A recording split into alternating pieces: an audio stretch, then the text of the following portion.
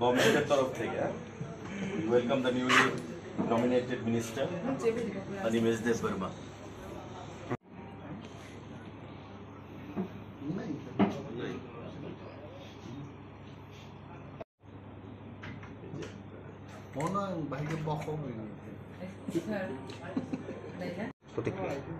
দেখুন, এটাই গণতন্ত্রের ফ্লেভার বা গণতন্ত্রের সিস্টেম, যে মন্ত্রীরা থাকবে, বিধায়করা থাকবে, তাদের আন্ডারে প্রশাসন চলবে মুখ্যমন্ত্রীর নেতৃত্বে। এবং মাননীয় অনিমেষ দেববর্মাও আজকে ওনার জীবনে প্রথমবার রাজ্যে মন্ত্রী পরিষদের সদস্য হিসাবে শপথ গ্রহণ করেছেন। তো সরকারের তরফ থেকে একজন মন্ত্রী হিসাবে আরেকজন মন্ত্রীকে আমি সেখানে সাধুবাদ জানাই, ওনাকে ওয়েলকাম জানাই সরকারের তরফ থেকে।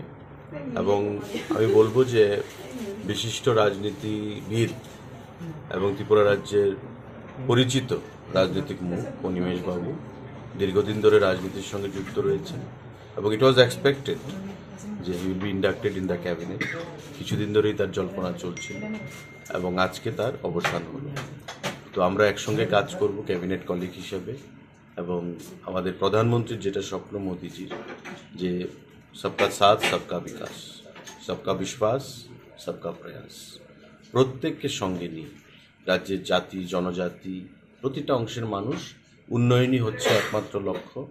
প্রত্যেকের উন্নয়ন করতে হবে এবং ক্যাবিনেটের কলিগ হিসাবে অনিমেষবাবুর কাছ থেকে আমরা সেটাই আশা রাখব যে আগামী দিনে এক ত্রিপুরা শ্রেষ্ঠ ত্রিপুরা করতে উনিও সর্বস্ব দিয়ে চেষ্টা চালিয়ে যাবে এবং আমাদের প্রধানমন্ত্রীর লক্ষ্যকে বাস্তবায়িত করবে।